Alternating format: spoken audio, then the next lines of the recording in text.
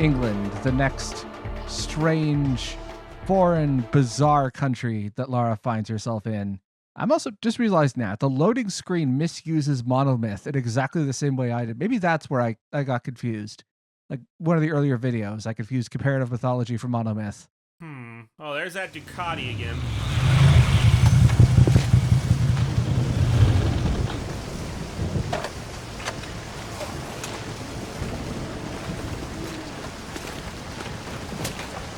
There seems to be a I do not believe this ramshackle truck that Zip and Alistair are in is branded, but I could be wrong. You sure about that map? Unfortunately, there was some nonsense about the discovery of the real King Arthur's tomb here years ago, soon discredited. And yet another roadside attraction was born. Well, let's see what we can see, shall we? At least it should be educational.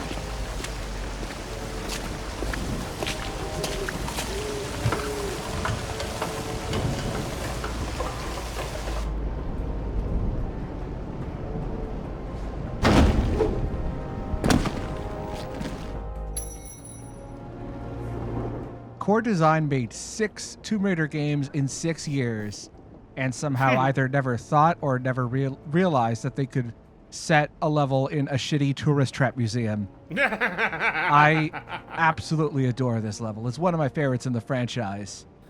It belongs in a museum, but not that museum.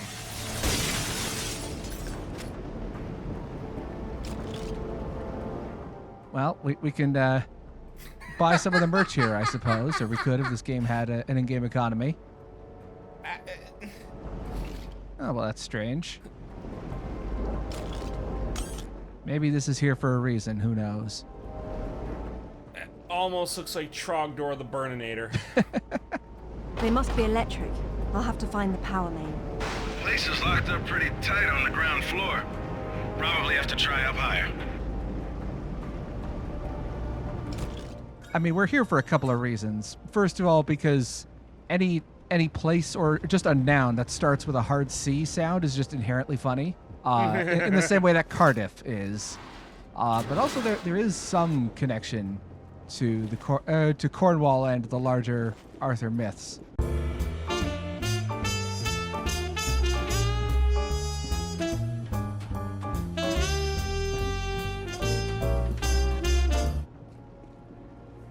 This place has seen better days. It's been condemned since the death of the owner, one Professor Worth. I shudder to think that at one time he had students. This is the only level in which Professor Worth is relevant to the story, and he spends the entire time getting shat on posthumously by Alistair. So obviously this is a cross. I think this is an Anglican cross because of the square that's in the middle where the two beams are. Not entirely sure, but that's my best guess. Comment. You're probably correct there. This little sequence is probably, I would say, like the closest piece of level design to something that you would see like in the Uncharted games that were to come at this point. This predated the first Uncharted by a year. Oddly enough, like the Survivor trilogy was always, mockingly compared to Uncharted or like being seen as a ripoff of that. But really, aside from like a few specific set pieces, And we have power. where they had elaborate set pieces that would hide the transition between different areas in the map that weren't otherwise connected. Aside from that, I mean, that had a lot more focus on resource gathering, crafting, survival elements, obviously. Really, these 3 games, this trilogy, most of which predated the Uncharted in its form that we know of today, they feel a lot closer in spirit to the level design of that series than the stuff that came after Uncharted peaked. True. Come ye hither and hearken to me tale of King Arthur, how he was Oh, good. but born yea verily of ye loins of King Arthur Pendragon, unbeknownst to all save Merlin. It's always interesting to see what pop culture history thinks pop culture history is like. which no man has been able to lift us. How Arthur It's popception. thusly becoming King of England. Thou too may attempteth to pull yon sword from yon stone. But wilt Merlin find thee kingly enough to enter the true King Arthur Museum? Dost thou have the bravery to press the Y button in front of the switch? The irony is he probably made more money running this than he did teaching. Enter, once and future king. Merlin deems you worthy.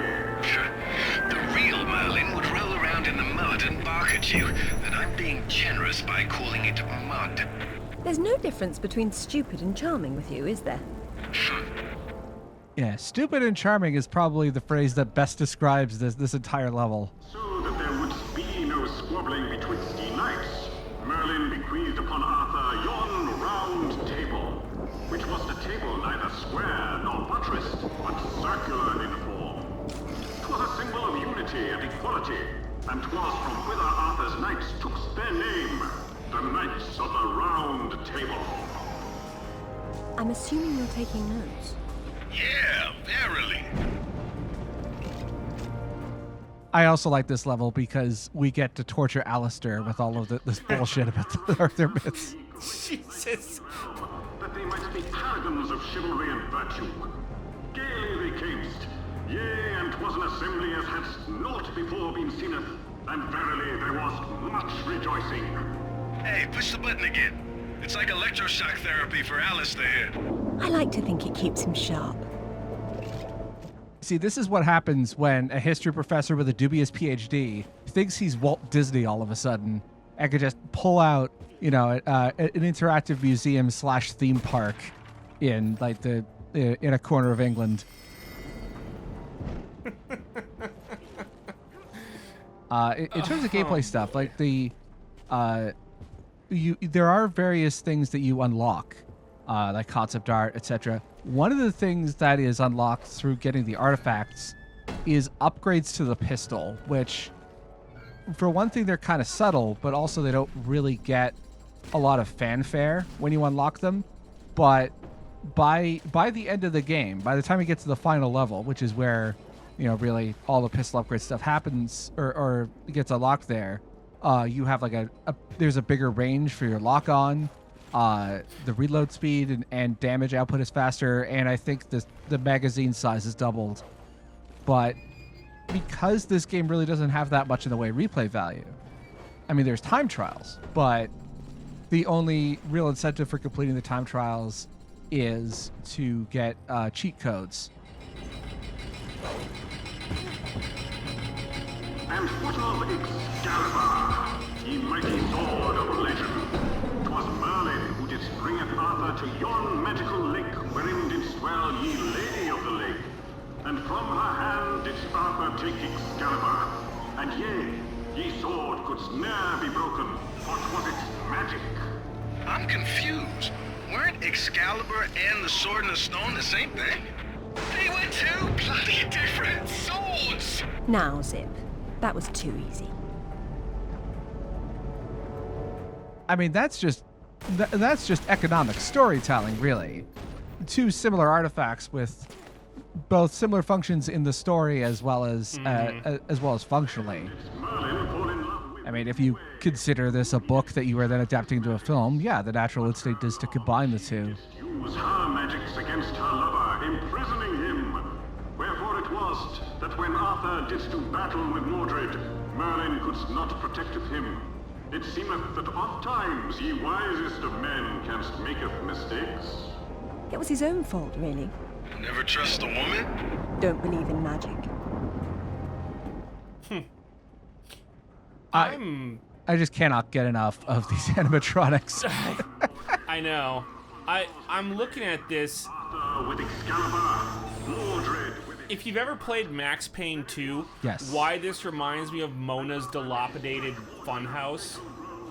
I mean, if you're a historian, this definitely counts as a linear sequence of scares. It does, yes. mortally wounded in ye battle, and yea, yon sky did darken. There's a logical explanation for that. It's called evening. You're so literal, Alistair. Archaeology is half metaphor, you know. Archaeology is also spelled with another A, but, you know, I guess if Alistair's being such a pedantic little shit, we should also, you know, follow in that spirit.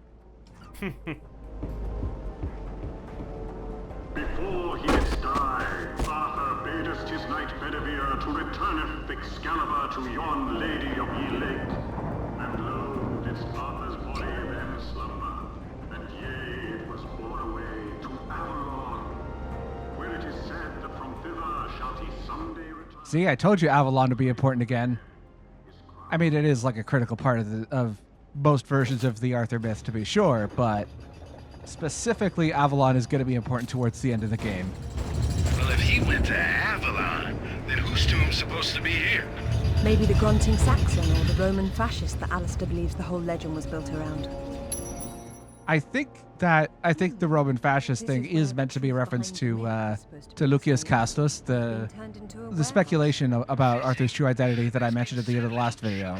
Everywhere else. Why start here? The only factual basis behind the King Arthur myths died centuries before this place was built. Give Professor Worth some credit. If he had to close an exhibit for renovations, at least he picked the most boring one. I'm glad that there is at least a vehicle section that is, you know, not terrible.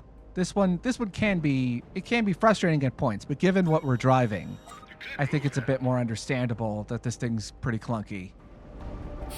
I hope she's forklift certified. Aha, you fell into my trap. You see, while this may be a forklift, it is actually a reach truck.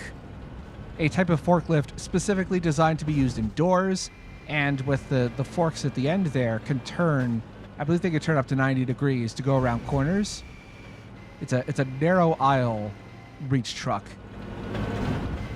More specifically, this is also product placement. Oh no. The company that produces these reach trucks aren't around anymore. They've since been acquired by, I think by Unicarriers. But the company that made them was called Atlet AB. Kindly Professor's office space, Done up as spottily as his reputation. said the pot to the kettle. So since the other characters clearly don't care about Professor Worth, let's keep talking about the reach truck.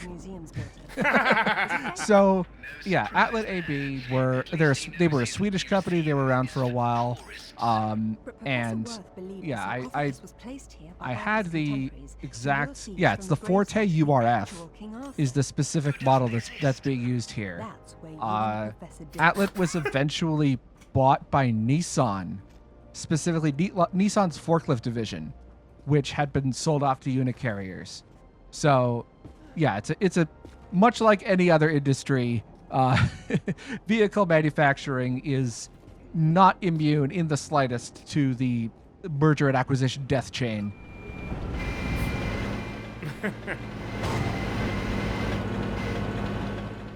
Oh, that one's gonna fall over. OSHA's having a field day. Yeah, I mean, I can't think of any other reach trucks specifically there in games. There's plenty of forklifts. But, I mean, it's kind of like saying that an 18-wheeler and a pickup truck are both cars. Technically correct, but the scope's a bit too wide. Right. I've seen enough tombs in my life to know when I'm looking at a cenotaph. Say who? A diversion. This place is trying too hard. It's hiding something. A body? No, that's the problem. It's authentic enough for its age, but its age isn't entirely authentic. And what does that mean? She's saying that the sarcophagus is from around the 11th century, which is when the Arthurian myths were invented. The real Arthur came 5 centuries before, so it's old, but, well, not old enough. It could be anyone in here, if there's anyone at all. No, there has to be something else here. Interesting. Yeah, as you might have guessed, that wall looks pretty suspicious, even more so using the Xbox 360 texture pack where it doesn't quite line up as well. But yeah, we're gonna have to use the forklift, both to destroy the cenotaph as well as, well, that one area I highlighted earlier. This is also probably the most physics puzzle heavy area in the game.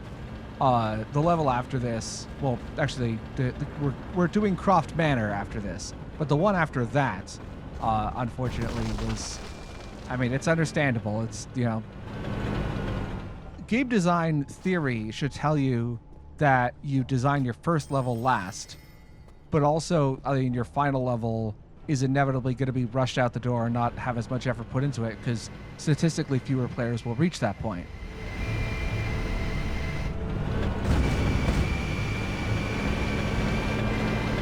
No, I think you're right. I think this is the first time I've seen a forklift puzzle in a video game. I mean, Halo Reach had drivable forklifts, but I think, I don't think they were those were involved not in lift anything. trucks. It was Yeah. like the mongoose. Nice. Be careful. You don't want to demolish anything important. Really, Alistair, I have a velveteen touch. But I'm glad to see you now think there may be something important here. Now, the problem is that, first of all, Lara would have to get a separate certification for a Reach truck, and then within that, get a further specialty in order to use Reach trucks inside ancient archaeological ruins. There's a lot of paperwork. It's basically like the vehicle driving equivalent of getting a PhD.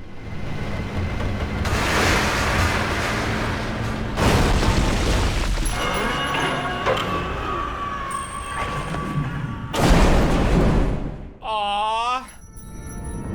Are you alright? I decided That's coming to out of take her the slow way paycheck. down instead. Should have told that to the forklift. The problem, due to all of the various acquisitions that Atlet AB has gone through, is figuring out who she actually owes the money to.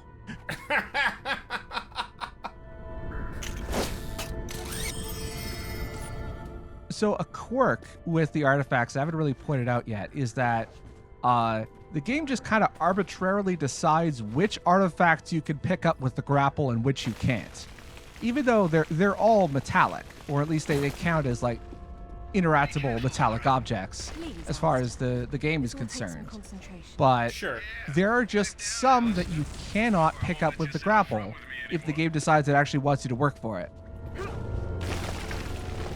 I think we'll be seeing one of those in like the proper final level.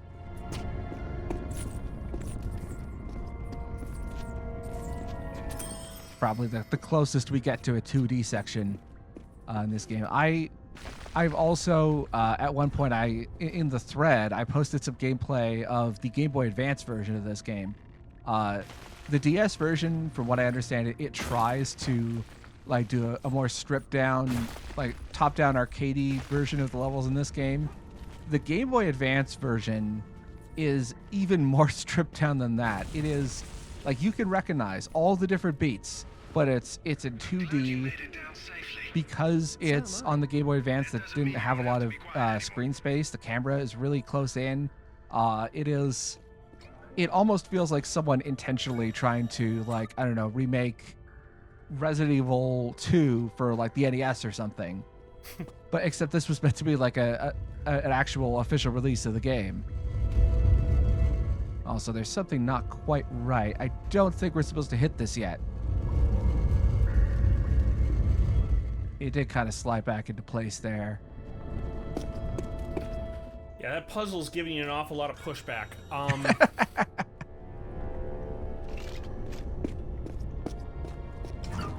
Maybe it's something to do with the Roman numerals there. We'll come back to that later. Looks like there's oil seeping into the water table. Who knows how long it's been burning? I wonder if the architect's design deliberately took this into account. Oh, you mean the level designers? Yes, absolutely they did. Yeah, look there. Look good. There's a puddle of burning oil. You know, really feng shui the whole environment. There's your answer, Alistair. Wow. You know you're gonna ruin your boots. Not on the path I'll need to take. So sure, this might be a more modern Tomb Raider game that accommodates certain physics and other parts of real world logic into it. But not No, I'm thinking of conductivity is the wrong word, but convection, I think? The transfer of heat to other metal objects nearby. No, convection's lava. Conductivity. Yeah. Well, that's You're right. that's electricity, I think. Nope. Also heat. Oh, okay. Yeah, you could probably tell I'm not a professionally trained physicist. But this is actually... It's pretty clunky, especially on the console versions where, you know, those are all capped to 30 frames per second, so timing these is to be pretty strict. Over.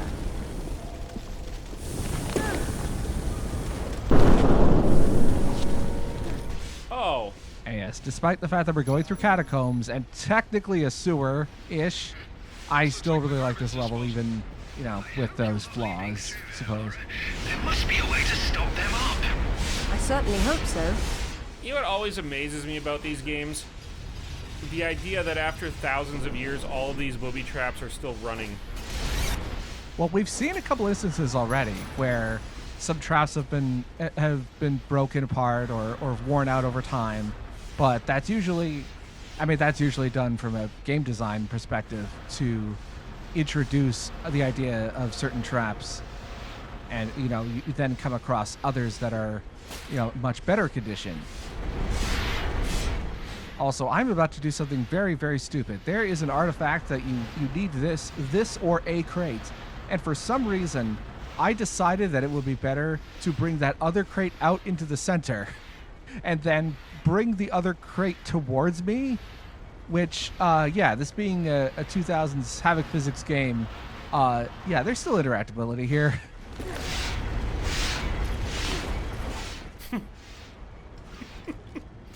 Oh. Oh, that has a Roman numeral 2. You might see where this is going here. This is actually, yeah, this is how we are going to be getting the gold artifact at the end of this level. Now, I got extremely lucky there. Depending on the position of the blades, etc., it is very easy to get hit while you're doing exactly what I was trying to do there.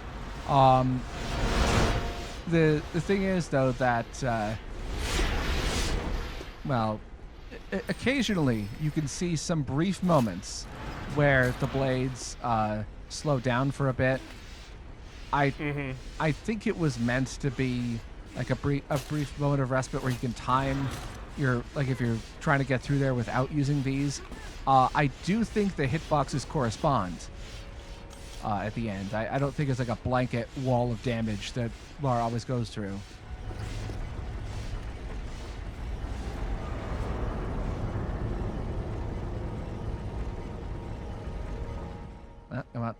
There we go. Okay. Well, considering the other switches we've run across, I don't think that requires any further explanation. However, that is actually something we'll need to do more backtracking. Forward progression is toward the third wall of blades over here.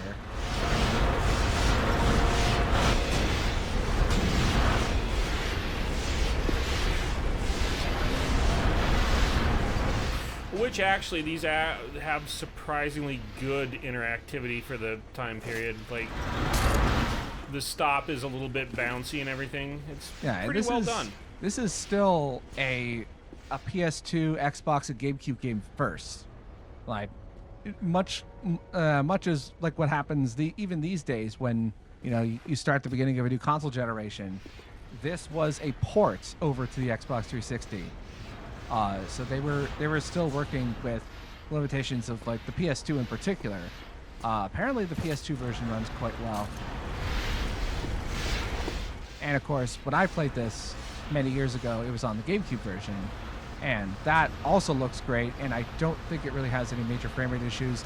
Watch out, Lara! Even Whoops. Thankfully, you do get quite a bit of leeway. Like, I'm still playing on hard. And that was just like a light tap on the head. So it's, yeah, it's more like the equivalent of like falling into a bottomless pit or something would actually no, that's a bad example because most games don't have that much leniency. But actually, no, I'm thinking about this. Blasphemous 2 changes its bottomless and spike pit mechanics from the first game, so that you take a considerable amount of damage, but you don't die instantly. And in fact, there is actually an achievement for falling into spikes and surviving for the first time.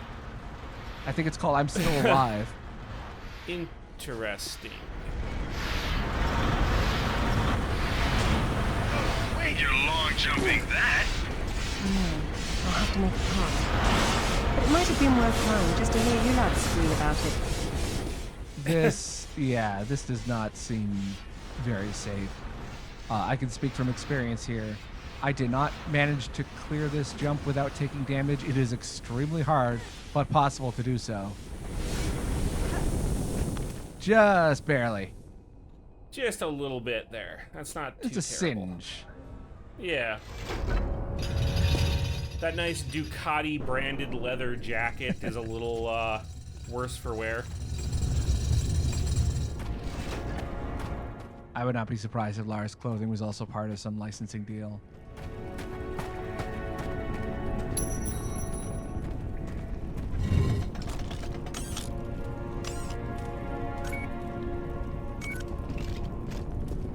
Hey, Alistair, why don't you head on down there and stand on that plate for her? Why don't you go down and hold that door open? Oh, boys. Yeah, we're gonna have to find something to hold down that Can be switch. moved if you want. And well, I think we're far down enough below the shitty museum. Remember when this started as a shitty tourist trap museum? We got all this stuff underneath it. But yeah, we're in the crypts now. I'd like to think the professor never found this. Well, you could tell that he never found this because all the artifacts are still here. That's true. You see that crate up on the shelf over there? You could use that on the pressure plate. It's not a crate, it's a coffin. Someone's revered ancestor is in there. That line probably they're made more just- sense on like the PS2 and GameCube versions where you couldn't really see what it was from there. And even their remains are just heavy enough to hold a pressure plate. Yeah, it's instead of, people having diverse amounts of weight, body size, etc., Lara is the equivalent of one human body, and so we have to get a body plus coffin in order to solve the puzzle. Also, I love the way it moves underneath her when you pull it around. Oh yeah, there's a whole puzzle dedicated to that kind of grapple movement. It was kind of hard to tell there, but if you're not grappling the coffin, then it will slowly start drifting back the other way to where you got it. You also can't grab this, you have to use the grapple. As I just found out right there. Oh, Here's your wow. final resting place, sir. If we're through having fun, it's time to get back to business. I feel like we've just unleashed some ancient Anglo-Saxon curse by moving that body.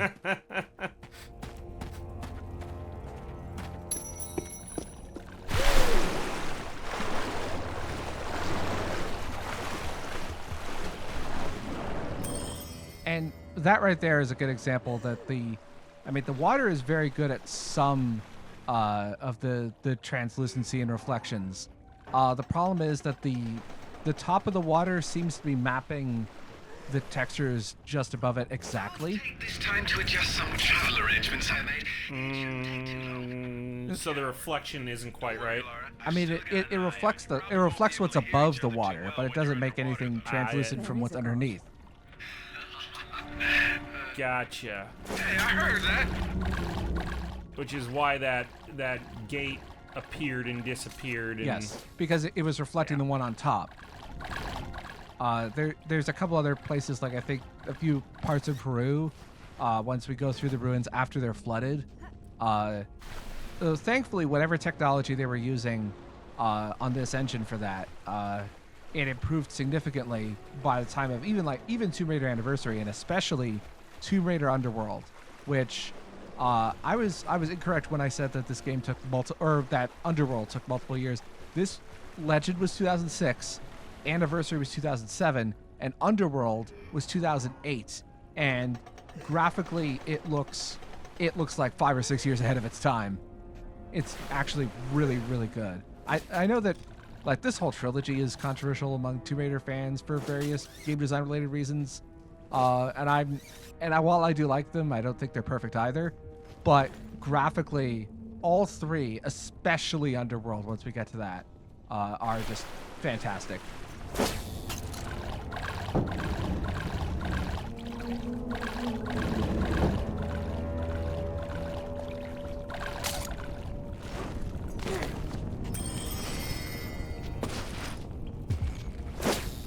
Come on.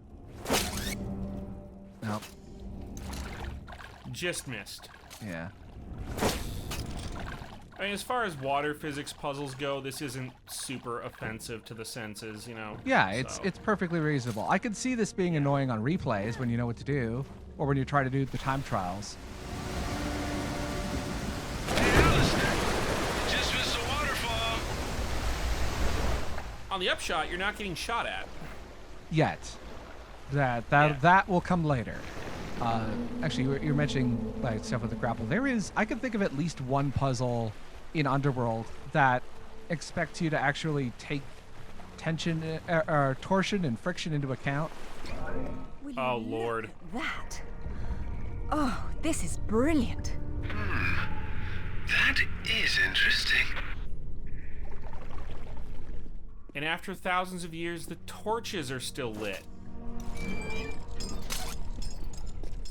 So does this mean that in a world where so much of the world's mythologies and various other religions are true, this also means that the story of Judah and the Maccabees is true? This is the same oil that lasted for 8 days and 8 nights. They just have a lot more than 8 days and 8 nights worth of it. Yeah, exactly. But yeah, that was just a small amount of oil, though. Like the last drop that they had in the temple. Right. So gallons upon gallons of it should last for decades.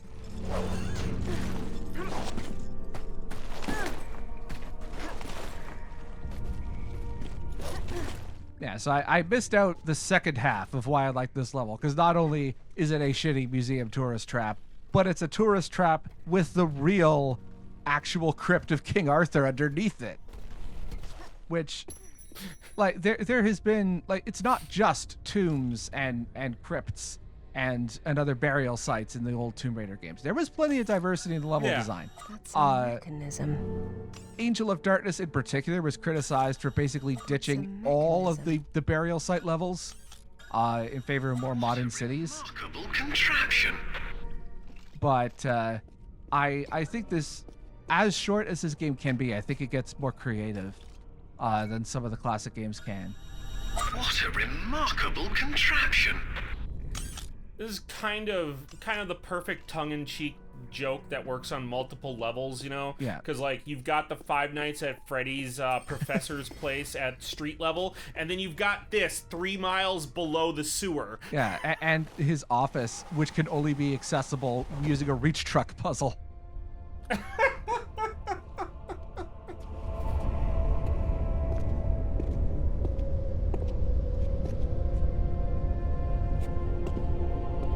Signal's poor, Lara. What are we looking at? We're looking at myth, except it's real. They're all here. The court of Camelot. You're sure about this? King Arthur, who wast verily of ye loins of Uther Pendragon? I've no doubt about the authenticity of this tomb, Alistair. Arthur was the 11th century figure that became legend. The once and future king was as real then as the air I'm breathing now. I don't know, Laura. Do you think you could move the camera just a little bit so that the majesty of King Arthur's tomb does not blur out the subtitles? Swords and stones, Alistair. They're part of the monomyth. There wasn't just one Excalibur or one Merlin. We keep seeing swords and daises all over the world because they were everywhere. So you're saying that everywhere they went, they raised up kings, shaping the course of human destiny? Well, it's a possibility. Who? And what happened to them and their swords? Perhaps they're in Avalon. It's as good a place as any. Except our Merlin was killed and our Excalibur was left in pieces in the hands of the locals. So where's Avalon? I don't know. On the other side of the looking glass, perhaps?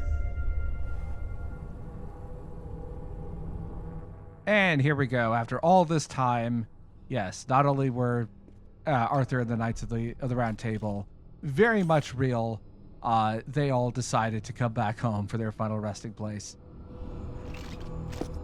Seemingly Avalon is somewhere else.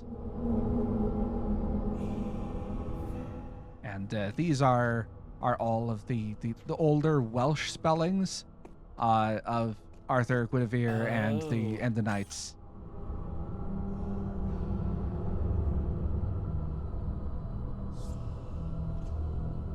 Interesting. Including Burden that we saw earlier is an alternate, probably original Welsh spelling of Merlin specifically. Can't help but notice that one's empty. Well, you are expected to look at one of the graves, but surprisingly not that one. It's the one over to the right here. That does not have a nameplate.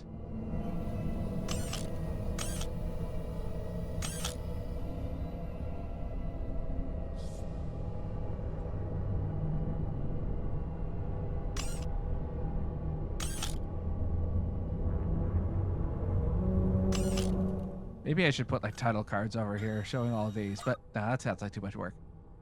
Even by my standards. It says Bedivere returned a fragment of Excalibur to Arthur after the other pieces were carried off by the knights. Where'd they go? To find Avalon, perhaps. The quest for the Holy Grail. Lancelot, Galahad, Percival, and Bors. Their tombs are empty. It says this fragment was left with Arthur to help him leave this mausoleum when the time came. Perhaps it will help me instead.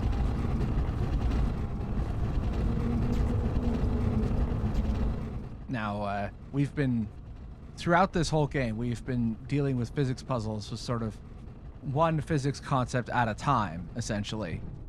But now, this is the final test. Put them all together. Yeah, however, before we do that, we need to do some more archaeological investigation of our own. Let's take a look at this. What does that say? Zoom, enhance. Crystal dynamics rules. That is an epitaph that is used across essentially all of the areas here. And bravo, guys! And it's something you can. I mean, you can kind of see it in the PS2 and GameCube versions, but not as clearly. So here's our final test on the physics puzzles. We've got this. We got this rope and the bell, and we got the chandelier. The ropes not being attached will never not screw with me in this game, but especially here where it's like, oh, the bell is just kind of floating with the rope next to it. Yeah.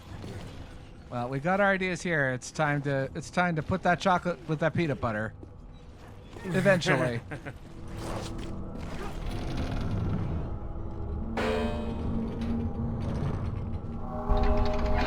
Ding. I like because of how much time it took me to run over to that puzzle. It actually very gently tapped the bell. Okay, that part wasn't so gentle. Arthur Pendragon, King of the Britons. I wouldn't take Excalibur if I didn't need it so. I hope you can forgive me. It's one part of a Lego set, as we've established. Alistair, you see that? See what? Oh, hell! Get your hands! Zip! Alistair! Again, at least it's not Amanda this time, or at least not directly. Okay, time to rescue our two friends that we hang out with for some reason. I don't know why we keep them around, honestly, especially Alistair. Yeah.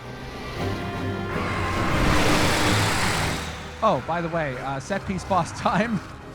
What the hell is that? This is apparently what those sea serpent plushies at the front entrance of the museum. Apparently. Oh God, that's right. Yeah, apparently it was foreshadowing for this. Mechanically, this is basically like a set piece boss in the same way that you'd see at like the end of a Zelda dungeon, but mechanically the game was just not built for this.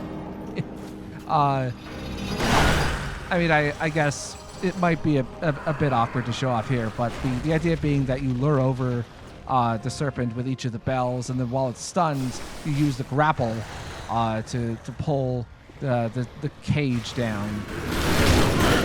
The only problem is that there are certain not especially well telegraphed animations where the serpent is immune to the bell ringing, and at other times it will override the bell to go after Lara. It's never really made clear. Especially on hard, where the serpent's attacks do far more damage. I'm not especially a big fan of this fight. It looks cool at least. Very clever.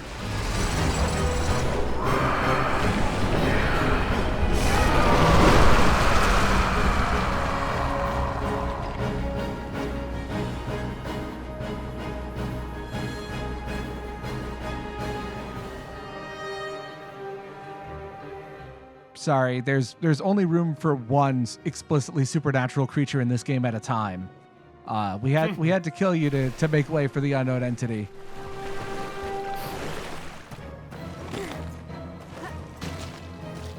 Amanda's little buddy.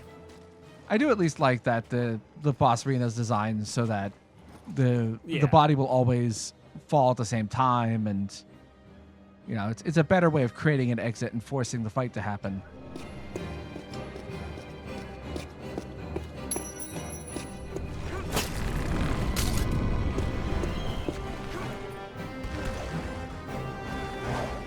This specific piece of music you've probably heard elsewhere in some of the Tomb Raider spin-offs. Like I mentioned before, that the with the design. Oh, by the way, we're back for round 2.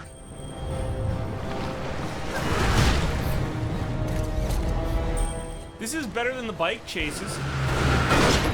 Yeah, this music in particular, I think, is like the default combat theme in the arcade spin-off games that play more like top-down isometric.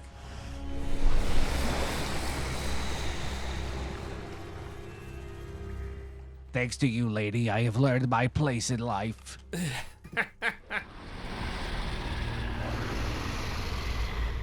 Well, we're almost done. Just a few more physics things here. We you know you've mentioned before about the ropes and chains being slightly off. It doesn't help that the hitbox when it comes to grabbing the rope is very exact, and on PC doesn't line up properly. You also have to fail this if you want to get the artifact down there, which means jumping all the way around. Plus, from this side of the gate. Oh, okay. I had incorrectly assumed, because this has been a while since I've recorded this footage, I had thought that you could only grab the chain from the other side of the gate. But I'm glad to see I was proven wrong here.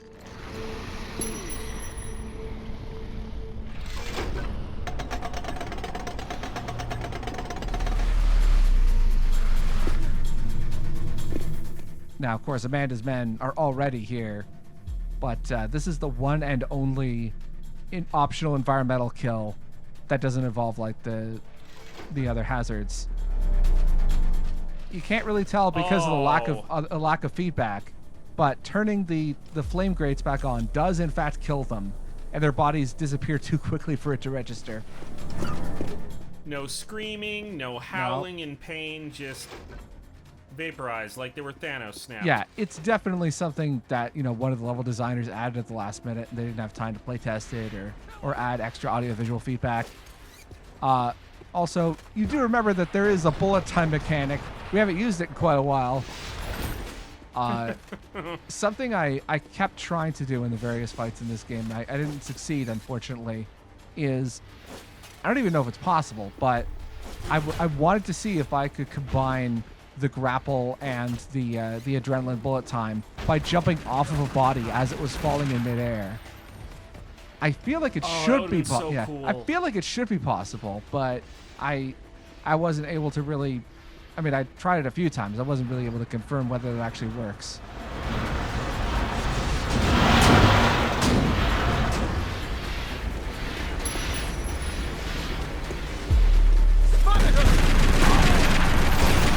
And that's the closest thing this game has to a jump scare. The grenade really should have hit the enemy there. By the way, do not bring this crate over with you while you're backtracking. On PC, it will always crash the game, regardless. Like, it's not a texture issue. It's just something with the code itself. I learned that the hard way. I also learned a very, very bizarre glitch, which I'm not going to blame the game for because, you know, given that this came out in 2006, it would be kind of impossible to predict or to compensate for. But okay, so most of the time when I record games for Let's Plays, I use Bandicam. I tried using it for this one, but it couldn't record properly in 4K for this game, so I switched to OBS. Okay. And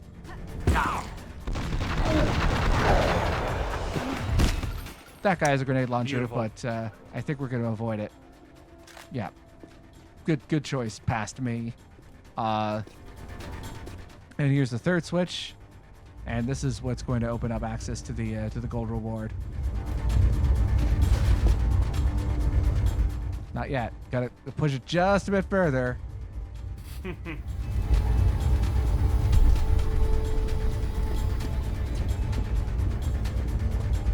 And there we go. That's the gold reward. So I used OBS to record this instead of my usual setup. Probably going to end up doing the same for Anniversary and Underworld as well. But something that I found a very weird way with this setup to find another 100% consistent crash, which is you have to have a 2-monitor setup, one of them an exclusive full screen with this game running, the other with OBS recording the whole thing. And while OBS is running or in video preview mode, if you alt-tab out of this game, it will always crash. Huh. Again, it's the kind of extremely weird thing. Also, now enemies have guard dogs. I mean, in terms of gameplay flow, they're basically the same as any other wild animal, like a cougar or jackal that you see. But yeah, I'm not going to blame the game for that crash, even if I can pull it off consistently every single time, because, I mean, first of all, 2006, only like people with like the most cutting edge hardware were using multiple monitors in the first place. Also, OBS didn't really exist and wouldn't for about a decade or so. But it is strange, I think, that specific combination is, you know, that's those are the kind of issues you run into when you try to run not old games, but like games from like the previous generation or two on modern setups. And speaking of modern games, we are recording this one day before the official public release of Indiana Jones and the Great Circle. Speaking of an influence for this game.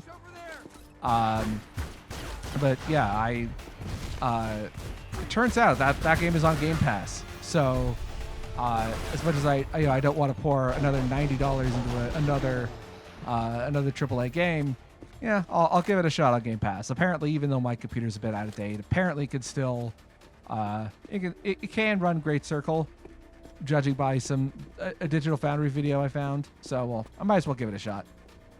Give it a whirl. I've heard good things. Speaking of good things, here's an early Christmas present for these two.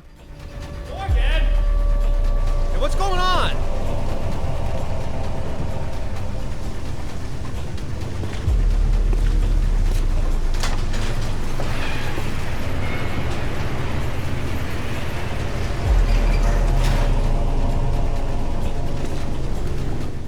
See, this was Amanda's mistake. When she went to Croft Manor last time and kidnapped Lara herself, Hey, Lara. but relying on her lackeys does not appear to have cut off so well. Alistair? I'm fine. I'm fine. Just not my usual evening routine. Then let's go home.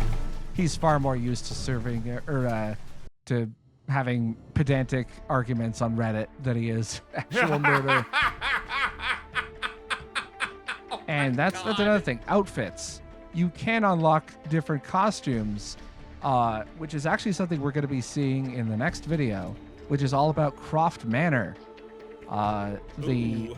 The playable level of Lara's home that is in most, not all, but most of the Tomb Raider games.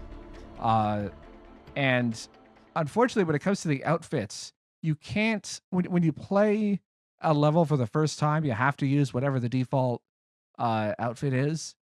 And as we'll be seeing in Croft Manor in the next video, we can at least change outfits in Lara's bedroom.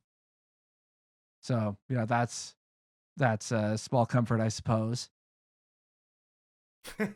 This game is actually great. Like I kind of, this is almost my favorite janky thing ever.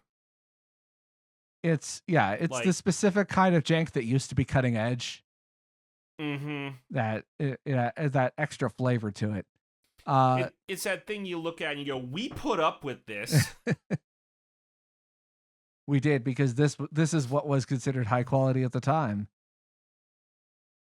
I wonder what current gaming trends or other design decisions will be considered adorably inept by the gamers of 15 to 20 years from now.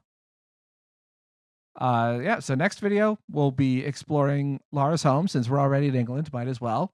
And then the video after that, it's the end of the game.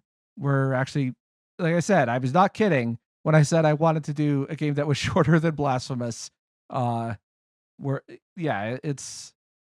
a relief to be doing something that's a reasonable length again.